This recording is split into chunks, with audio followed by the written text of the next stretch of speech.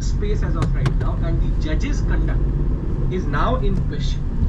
And there is a need to sanitize this space because of the fact that NJAC was struck down by the Supreme Court. The judiciary is saying that our understanding, be it the first judge's case, second judge's case, or third judge's case, they have said that our appointments are binding on the President himself. The 99th Amendment was introduced in order to change this idea where there should be further, you can say, contribution and participation of third party perspective.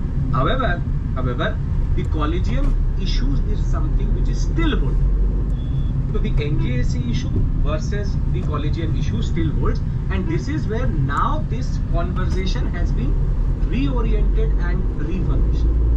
On the other hand, Yashwant Verma has added more questions to this pool of questions because he and his conduct and the money which has been found within his house and the general perspective which people have started to develop about judges is now treading in the territory where judicial independence, transparency and opaqueness is now being questioned left, right and center. It is too opaque. This is where the first criticism stands. This is not my opinion, this is the opinion of the author.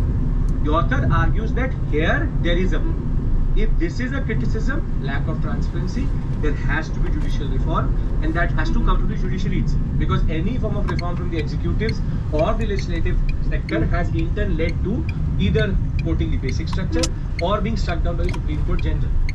Therefore, lack of transparency is something which is being considered to be problematic.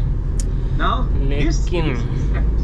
Meaning, if you write this point in such a way in the examination, you will be able to get a good perspective through and also हाँ मतलब point ये है कि judiciary में यार किसी तरह का अगर चेंज आना है pillars of democracy तो जुडिशरी के एंड से ही आएगा. Lack of transparency and vis-a-vis transparency of appointment and inquiry is something which stands. Now comes the second criticism, which was something which in turn led to the Vice President to say what he said, which is that recently in a judgment the Supreme Court has argued that if a bill is passed by the state legislature and from state legislature it goes to the governor,